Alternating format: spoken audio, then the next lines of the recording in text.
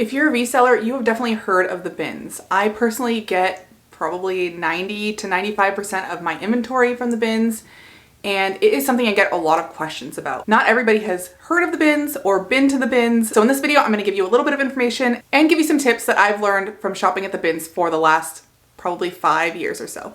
Hi, my name is Eileen. Welcome to Hustle and Slow, where I talk all about reselling, making money from home, and building multiple streams of income.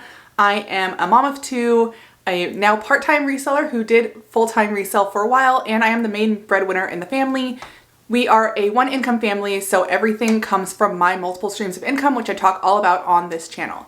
Today I want to talk about the bins, which is just the nickname for the Goodwill outlet. Now, not everybody is going to have a Goodwill outlet near them, but if you do have one within an hour or two of you, it might be worth looking it up and checking it out, because a lot of times it can be worth the drive if you can find some good stuff. Goodwill outlets generally sell their items by the pound, so you will pay a certain price per pound that you get. So depending on your Goodwill outlet, you might just roll your whole cart onto a big scale and they will charge you based on how many pounds you purchased. Now, a lot of them have tiered pricing. In Los Angeles, I was paying over $2 a pound, and here in Oregon, I sometimes pay closer to $1 a pound. So I went and grabbed a receipt so that I could confirm, just for an example.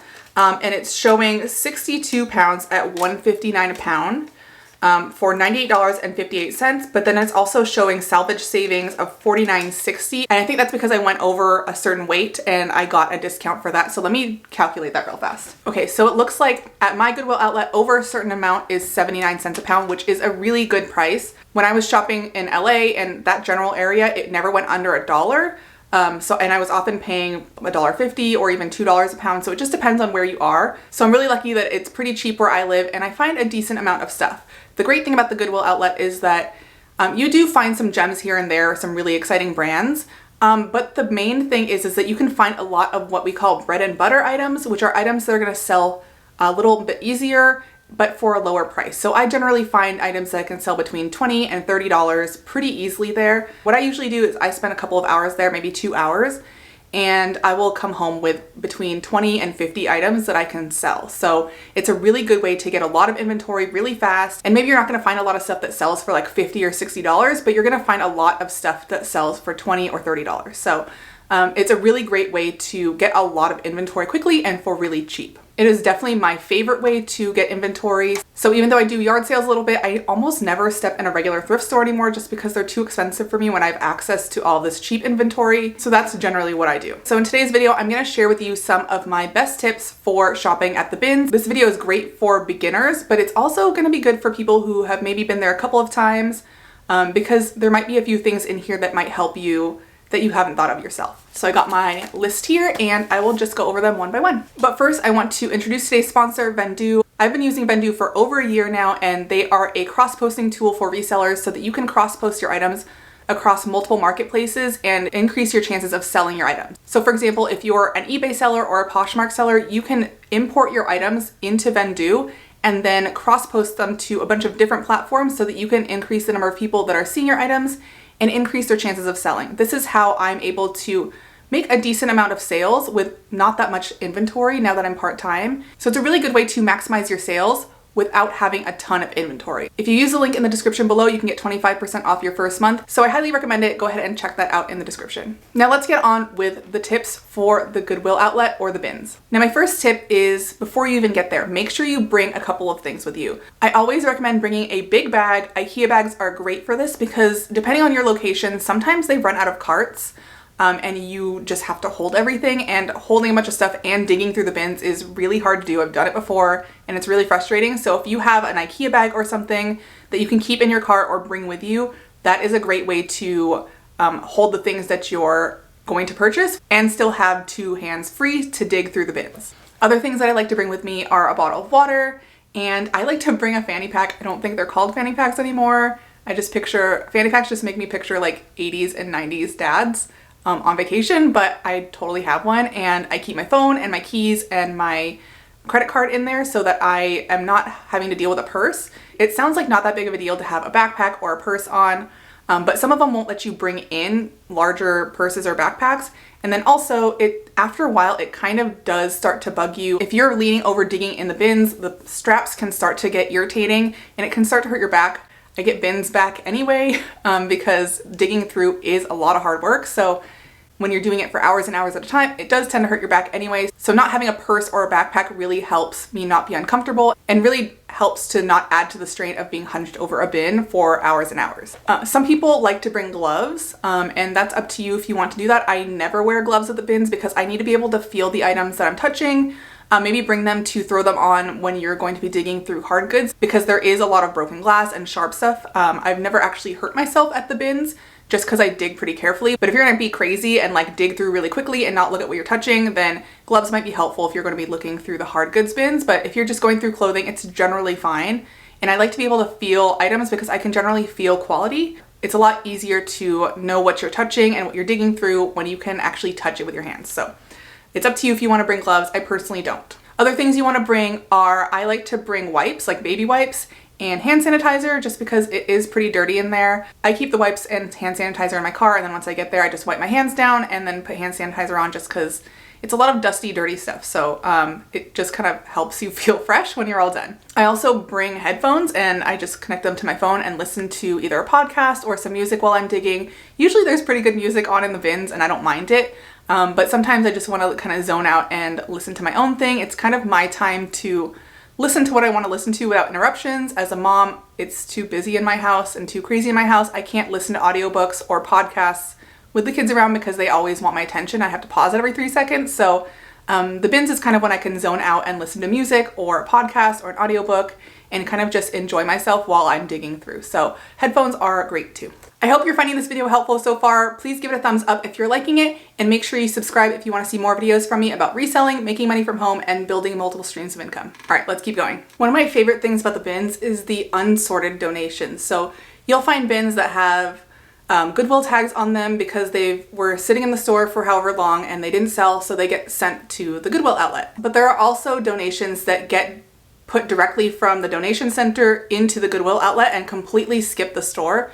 And those are some of my favorites. And I always look for the bins that have the unsorted donations because those haven't already been picked through by hundreds of people in a Goodwill store. That's not to say that you can't find stuff that's good with Goodwill tags from the store, because there are plenty of good things in there, especially when they price something too high and it might not have been worth $10 at the Goodwill store, but it might be worth picking up at the Goodwill outlet. So I'm definitely not saying don't look at stuff with Goodwill tags. I'm just saying the raw donations that just kind of get thrown in a bin directly from the person that donated it without stopping at the Goodwill store to be picked through are always my favorite to look through because there's a better chance of finding really good stuff. I love ripping into a new trash bag or something that has just been thrown into a bin and no one has looked through it first, because I get to look through it first, see what's in there.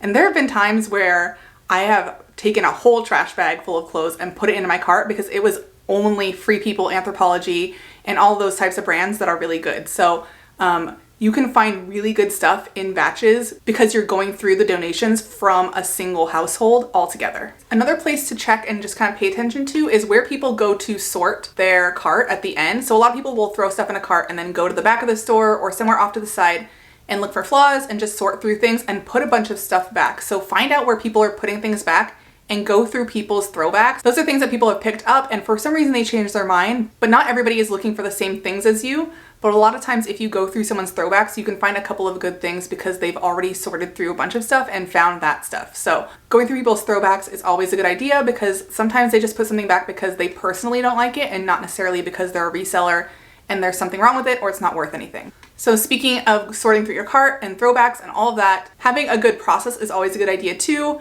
I don't sit there, dig through, find something, and immediately look it up usually. Usually I'll just throw anything that looks good into my cart. So once I have a full cart, I'll go somewhere off to the side where I'm not in the way and I'm not blocking a bunch of bins, and I will sort through my cart. I will pick up each item and check for flaws because there is a high chance of flaws at the bins.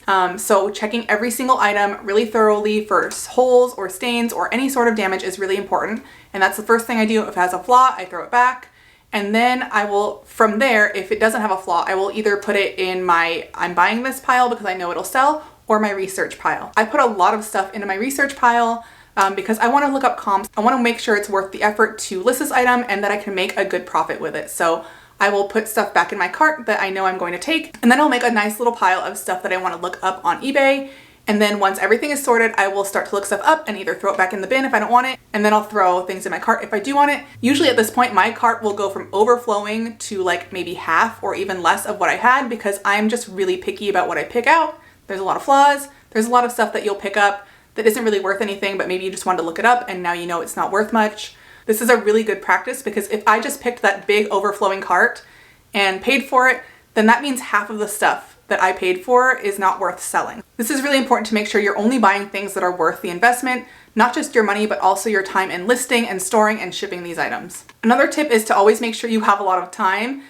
It is almost impossible to just run in for 20 minutes because there's just so much to go through. For me, I try to go in for about 2 hours. I set aside about half an hour at the end to go through my cart and sort through everything so that I'm not in a rush and I have time to do that before I check out and have to move on to my next thing. One thing a lot of people don't consider is stuff like kitchen appliances, like coffee makers and blenders. Maybe you don't want to be selling a whole blender, or you don't know if it works, but a lot of times the pieces from these can sell for as much or more than the actual full appliance itself, because people are looking for replacements when they've broken it or lost a piece or something similar to that. So if you see a coffee maker and you can easily look up the name of the coffee maker and see what the pot is selling for, or for a blender, what the blending bowl, I don't know, what am I calling it?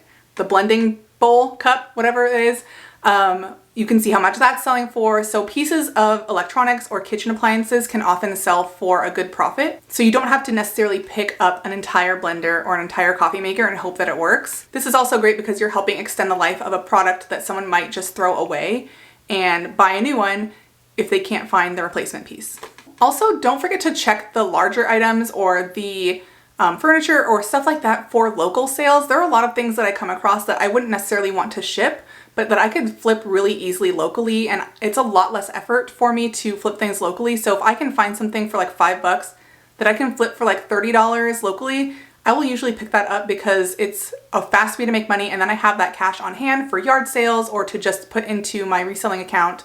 It's just a great way to do some quick flips as well. And like I said at the beginning, don't forget that sometimes if you buy more, you save more based on the different tiers, depending on which Goodwill you go to. So I've started taking stuff to consignment stores, not because it makes me a lot of money, but because it makes me a little bit of money and it helps me increase the weight that I'm purchasing every time I go to the bin. So I will buy a lot of kids' clothes and a lot of like more basic clothes that I know the consignment store will take for a couple of bucks. No, I'm not making a ton of money if I'm selling things for $1, $2, or $3 to the consignment store, but I am bumping up myself into a higher weight. And as long as I can get to that higher weight where it's 79 cents a pound, I'm saving money. And a lot of times the things that I sell on consignment for really cheap will cover the entire haul from the bin, so everything after that is profit. So if you want to find ways to decrease the amount of money you're spending and increase your profit, try to look for things that you can either drop off at a consignment store, buy for yourself, buy for family, something like that where you can cut down on the cost that you're paying per pound and pay a lot less for your inventory. So I think that's it on my bins tips. Hopefully you found this video helpful. I really love shopping at the bins. Like I said, it's my primary source of inventory. I go once a week for a couple of hours, and that's enough for me to list for the week for my part-time reselling business, and I absolutely love it. I love the thrill of the hunt, and I love finding a lot of stuff for my family as well. I would love to hear in the comments below what tips you have for people shopping at the bins, or if you haven't been to the bins yet, are you going to try it now that you have some tips? If you like this video, make sure you give it a thumbs up and subscribe, and don't forget to check out Vendoo. I will leave a link in the description below for 25% off your first month. Thank you so much for watching. Bye.